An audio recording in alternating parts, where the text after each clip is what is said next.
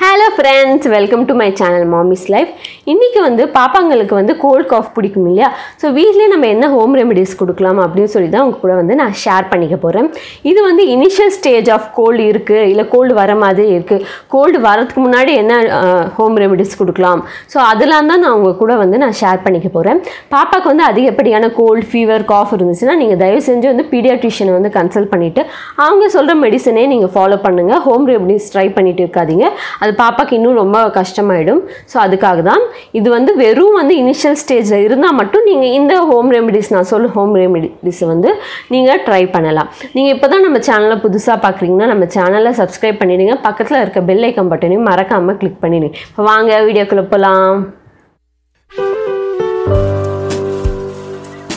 First home ரெமிடியே வந்து breast feeding தான். உங்களால் எவ்வளோ பிரெஸ்ட் ஃபீட் பண்ண முடியுமோ அந்த அளவுக்கு பிரெஸ்ட் ஃபீட் பண்ணுங்கள். பாப்பாவுக்கு இந்த மாதிரி கோல்டு இருக்க சமயத்தில் வந்து சரியாக சாப்பிட மாட்டாங்க, ஃபுட் ரிஜெக்ட் பண்ணுவாங்க. இந்த டைமில் நீங்கள் எவ்வளோ பிரெஸ்ட் ஃபீட் கொடுக்குறீங்களோ அந்த அளவுக்கு வந்து பாப்பாவுக்கு சக்தி கிடைக்கும். அதே மாதிரி அந்த வைரஸ் வந்து எதிர்க்க வந்து அவங்களுக்கு ஆன்டிபாடிஸும் வந்து நல்லாவே இம்ப்ரூவ் ஆகும். ஸோ உங்களால் எவ்வளோ முடியுதோ அவ்வளோ பிரெஸ்ட் ஃபீட் பண்ணிகிட்டே இருங்க. பாப்பாவுக்கு சீக்கிரமாக பாப்பா வந்து க்யூர் ஆகிடுவாங்க. செகண்ட் வந்து ஸ்டீம் வந்து நீங்கள் ரூம்லேயும் கொடுக்கலாம். அதாவது நம்ம பெரியவங்க வந்து பாத்திரத்தில் சுடு தண்ணி வச்சுட்டு அப்படியே பிடிப்போம் இல்லையா ஆவி. பட் பாப்பாவுக்கு வந்து நீங்கள் கொஞ்சம் தூரமாக வச்சுட்டு ஃபேன் எல்லாம் ஆஃப் பண்ணிவிட்டு அந்த சுடு தண்ணி இருக்க அந்த இது வந்து தூரமாக வச்சுட்டு வந்து பாப்பாவை நீங்கள் மடியில் வச்சுட்டு வந்து ஆவி பிடிக்க வைக்கலாம். நீங்கள் அந்த சுடு தண்ணியில் வந்து யூக்கலிப்டஸ் ஆயில் போடலாம், இல்லை துளசி இலை போடலாம். அந்த மாதிரி ஏதாவது ஒன்று போட்டுட்டு கொஞ்சம் தூரமாக வந்து ஆவி பிடிக்கிற மாதிரி பண்ணிங்கன்னா பாப்பாவுக்கு வந்து அந்த நல்லாவே ப்ரீத் பண்ண ஈஸியாக இருக்கும். ஏதாவது கன்ஜக்ஷன் இல்லை ஏதாவது மூக்கு அடைச்சிட்டு இருந்தாலும் அந்த அடைப்பெலாம் போயிட்டு மூச்சு விட கொஞ்சம் நல்லாவே ரிலீஃபாக இருக்கும். அப்படியே நீங்கள் ஸ்டீம் கொடுக்கலாம். இல்லையா நீங்கள் பாத்ரூமில் கூப்பிட்டு போயிட்டு கூட நான் ஆல்ரெடி சொன்ன மாதிரி ஒரு பக்கெட்டில் வந்து நல்லா சூடான தண்ணி பிடிச்சி வச்சுட்டு தூரமாக உட்காந்து ஸ்டீம் பாத் மாதிரி கொடுக்கலாம். ஸ்டீம் பாத் கொடுக்கும்போது பாப்பாவுக்கு வந்து நீங்கள் வந்து குளிப்பாட்டணும் அவசியம் இல்லை அன்றைக்கி. ஏன்னா ஸ்டீம் பாத்தே வந்து குளிக்கிறதுக்கு சமம் தான். ஸோ வந்து நீங்கள் தனியாக வந்து குளிப்பாட்ட வேண்டாம். அந்த மாதிரி ஸ்டீம் எடுக்கும்போது அதுக்கப்புறமா வந்து பாப்பா வந்து வெளிக்காற்றுல வந்து எக்ஸ்போஸ் ஆகாமல் பார்த்துக்கோங்க. வீட்டிலே வந்து காற்று இல்லாமல் கொஞ்சம் அந்த மாதிரி வச்சாதான் வந்து அது நல்லா எஃபெக்டிவாக இருக்கும். நீங்கள் ஸ்டீம்லாம் கொடுத்துட்டு வெளியே கூப்பிட்டு போக அந்த காற்று பட்டுச்சுன்னா பாப்பாவுக்கு இன்னும் குளிரி இன்னும் வந்து கோல்டு ஜாஸ்தியாக சான்ஸ் இருக்குது. ஸோ வந்து ஸ்டீம் நீங்கள் கொடுக்குறீங்க, ஸ்டீம் பாத் கொடுக்குறீங்கன்னா அது வந்து அந்த வார்மாக வச்சுக்கோங்க. ஃபேன்லாம் ஆஃப் பண்ணிவிட்டு ரொம்ப காற்று இல்லாமல் அது மாதிரி நீங்கள் பார்த்துக்கோங்க. நெக்ஸ்ட்டு தேர்டு வந்து மஸ்டர்ட் ஆயில் மசாஜ். நான் ஆல்ரெடி வந்து வின்டர் கேரில் வந்து மஸ்டர்ட் ஆயில் மசாஜ் பற்றி சொல்லியிருந்தேன். நீங்கள் இன்னும் அந்த வீடியோ பார்க்கலன்னா மேலே கார்டு கொடுக்குறேன்னு போய் பாருங்கள். அதாவது மஸ்டர்ட் ஆயில்னால் கடுகெண்ணெயில் கொஞ்சோண்டு பூண்டு அதுக்கப்புறம் ஓமம்லாம் போட்டு நல்லா சூடு பண்ணிவிட்டு அதை வந்து இளம் சூடில் அந்த எண்ணெயை எடுத்து வந்து பாப்பாவோட நெஞ்சில், முதுகு பகுதியில், கால் விரல் இருக்கு இல்லையா, ஸோ அங்கெல்லாம் நீங்கள் நல்லா தடவி நல்லா மசாஜ் மாதிரி பண்ணிங்கன்னா வந்து பாப்பாவுக்கு வந்து அந்த கோல்டுக்கு வந்து நல்லாவே ரிலீஃப் இருக்கும். நல்லா வார்மாக வச்சுக்கும். கடுகெண்ணெய் வந்து பாப்பாவுக்கு நல்லா ஒரு சூட்டை கலப்பி நல்லா சூடாக வச்சுருக்கும். ஸோ வந்து அதுவும் பாப்பாவுக்கு வந்து ரொம்பவே ஹெல்ப்ஃபுல்லாக இருக்கும். நெக்ஸ்ட்டு வந்து டாக்டர்ஸ் வந்து ப்ரிஸ்கிரைப் பண்ணுறது சலைன் ட்ராப்ஸ்லேயே வந்து நேசோக்ளியர் வந்து மோஸ்ட்டாக எல்லா டாக்டர்ஸும் வந்து ப்ரிஃபர் பண்ணுவாங்க. நேசோக்ளியர் ஒன்றுமே இல்லை, உப்பு தண்ணி தான். ஸோ நீங்கள் வந்து அது மருந்து நினச்சி பயப்பட வேண்டாம். பாப்பாவுக்கு மூக்கு அடைச்சிட்டு இருந்தால் மட்டும் வந்து நீங்கள் 6 hours ஒன்ஸ் இல்லை 4 hours ஒன்ஸ் உங்கள் டாக்டர் சொல்கிற மாதிரி நீங்கள் வந்து பாப்பாவுக்கு வந்து ஒரு மூக்கில் ஒரு சொட்டு இன்னொரு மூக்கில் ஒரு சொட்டு அப்படின்னு சொல்லிட்டு நீங்கள் கொடுக்கலாம்.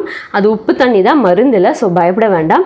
அதே மாதிரி பாப்பாவுக்கு வந்து மூக்கு அடைச்சிட்டு இருக்கு இல்லையா, ஸோ அதை வந்து நீங்கள் க்ளீன் பண்ணுறதுக்கு வந்து நேசல் பம்ப்னு தனியாக விற்குது. அந்த நோஸ் பிளாக்கேஜ் இருக்கு இல்லையா, அது ரிமூவ் பண்ணுறதுக்கு வந்து பம்ப் தனியாக விற்குது. அதை கூட நீங்கள் வாங்கிட்டு பாப்பா மூக்கில் அந்த அழுக்கு சேர்ந்துருக்கும் இல்லையா, அதை பம்ப் பண்ணி நீங்கள் வந்து வெளியே எடுக்கலாம். ஆனால் வந்து அந்த சக்ஷன் பம்ப் வந்து உங்களுக்கு நல்லா யூஸ் பண்ண தெரியும் அப்படின்னா யூஸ் பண்ணுங்கள். இல்லை பயமாக இருக்குது அந்த மாதிரி இருந்துச்சுன்னா வந்து அதை கொஞ்சம் யூஸ் பண்ணாமல் இருங்க. அது பார்த்து யூஸ் பண்ணணும். ரொம்ப சின்ன குழந்தைங்கன்னா வந்து கரெக்டாக பார்த்து யூஸ் பண்ணணும்.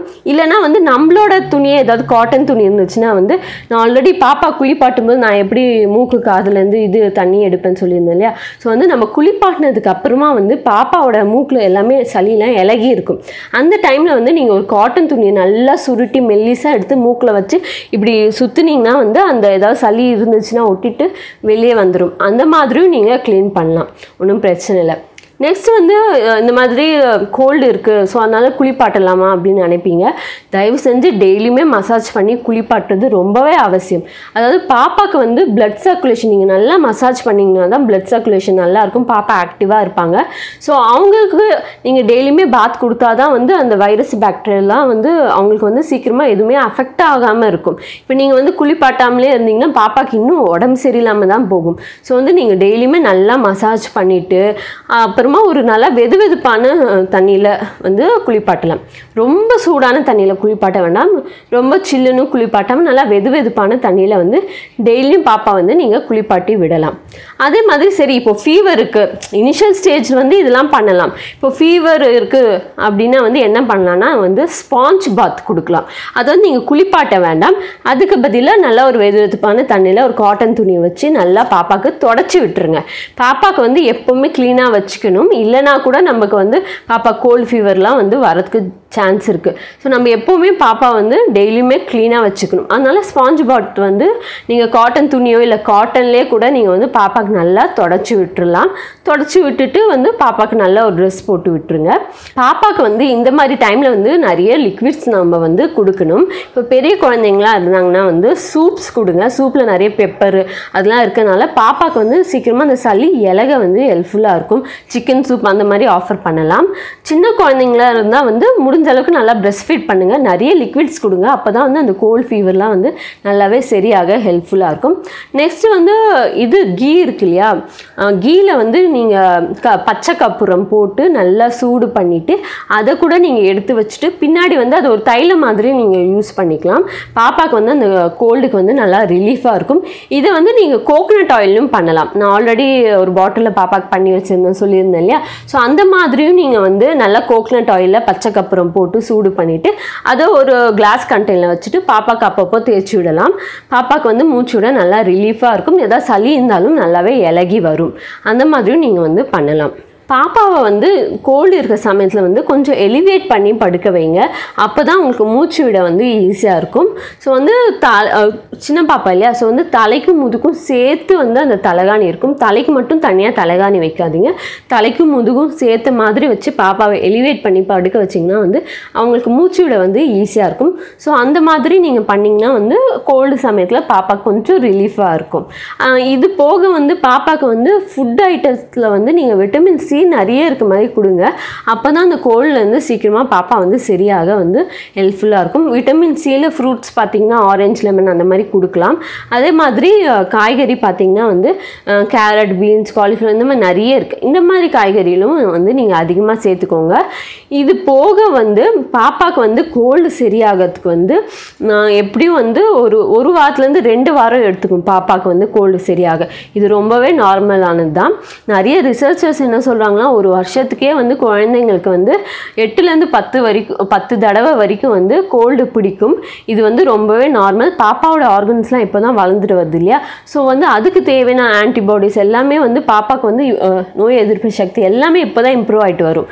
ஸோ வந்து இப்போ வந்து நோய் வராமலே பார்க்காம வந்தால் தான் வந்து பாப்பாவுக்கு வந்து அந்த நோய் எதிர்ப்பு சக்தி வந்து நல்லா வளரும். ஸோ அதனால் வந்து பாப்பாவுக்கு வந்து கோல்டு பிடிச்சா வந்து பயப்பட வேண்டாம். சீக்கிரமாக கொஞ்சம் பெரியவங்களாகிட்டால் வந்து எல்லாமே நார்மல் ஆகிடும். ஸோ அதனால் நீங்கள் அது ரொம்ப வரி பண்ணிக்க வேண்டாம். என்னடா பாப்பாவுக்கு அடிக்கடி கோல்டு பிடிக்குது அந்த மாதிரிலாம் நினைக்க வேண்டாம். நீங்கள் முடிஞ்ச அளவுக்கு சில ஹோம் ரெமடிஸ்லாம் ட்ரை பண்ணுங்கள், அதுவே உங்களுக்கு ரொம்பவே ஹெல்ப்ஃபுல்லாக இருக்கும். நெக்ஸ்ட்டு வந்து பாப்பாவுக்கு வந்து கோல்டு வர சமயத்தில் வந்து நீங்கள் வந்து ஃபுட்டு வந்து அதிகமாக கொடுத்து ரொம்ப கம்பல் பண்ண வேண்டாம். ஃபுட் ரிஜெக்ட் பண்ணால் விட்டுருங்க, பால் மட்டும் கொடுங்க. நெக்ஸ்ட்டு வந்து பாப்பாவுக்கு வந்து வீட்டில் இருக்க வரைக்கும் வந்து பாப்பாவுக்கு நல்லா சாக்ஸ் போட்டு விடுங்க. பாப்பாவுக்கு வந்து குளிராமல் கொஞ்சம் நல்லா அந்த மாதிரி ட்ரெஸ் பண்ணிக்கோங்க. ஸோ அப்போ தான் வந்து ஈஸியாக வந்து கோல்டு பிடிக்காமல் இருக்கும். நான் வெளியே போனால் கூட நீங்கள் வந்து ஒரு குல்லா கைக்கு க்ளவுஸ் அந்த மாதிரி எல்லாமே ஃபுல் கவர்டாக கூட்டுவாங்க. நெக்ஸ்ட்டு அதே மாதிரி வந்து தண்ணி மாற்றுறது, இடம் மாற்றுறது இந்த மாதிரி நிறைய விஷயத்தால் தான் கோல்டு பிடிக்குது. அதெல்லாம் நீங்கள் வந்து ப்ரிகாஷனாக வந்து ஃபஸ்ட்டே நீங்கள் பார்த்துக்கோங்க. சீக்கிரமாக கோல்டு பிடிக்காமல் இருக்கிறது என்னெல்லாம் பண்ணலாம் அப்படின்ட்டு முன்னாடியே நீங்கள் வந்து எடுத்து வச்சுக்கோங்க, இதெல்லாம் பண்ணணும் பண்ணக்கூடாது அப்படின்ட்டு. அதே மாதிரி பாப்பாவுக்கு எப்போவுமே சுடு தண்ணி கொடுங்க. நல்லா சுடு தண்ணி வந்து ஆற வச்சு பாப்பாவுக்கு வந்து ஆஃபர் பண்ணுங்கள். ஸோ நீங்கள் வெளியே போனால் கூட ஒரு வாட்டர் கேன் எடுத்துகிட்டு போங்க பாப்பாக்குன்னு தனியாக. தான். ஸோ இந்த மாதிரி நிறைய ப்ரிகாஷன்ஸ்லாம் நீங்கள் ஃபஸ்ட்டே பண்ணி வச்சுட்டிங்கன்னா பாப்பாவுக்கு வந்து ஈஸியாக கோல்டு பிடிக்காமல் இருக்கும். ஸோ கோல்டு பிடிச்சாலும் இனிஷியல் ஸ்டேஜில் இருந்தால் நான் சொன்ன ஹோம் ரெமிடிஸ்லாம் ட்ரை பண்ணுங்கள். பாப்பாவுக்கு வந்து நல்லாவே சீக்கிரமாக க்யூர் ஆகும். உங்களுக்கு இந்த வீடியோ வந்து பிடிச்சிருக்கும் அப்படின்னு நினைக்கிறேன். பிடிச்சிருந்தா மறக்காமல் லைக் பண்ணுங்கள், உங்கள் ஃப்ரெண்ட்ஸ் கூடலாம் ஷேர் பண்ணுங்கள். இன்னும் நம்ம சேனலை சப்ஸ்கிரைப் பண்ணலைன்னா சப்ஸ்கிரைப் பண்ணிவிட்டு பக்கத்தில் இருக்க பெல் ஐக்கான் பட்டனை மறக்காமல் கிளிக் பண்ணிடுங்க. நன்றி, வணக்கம்.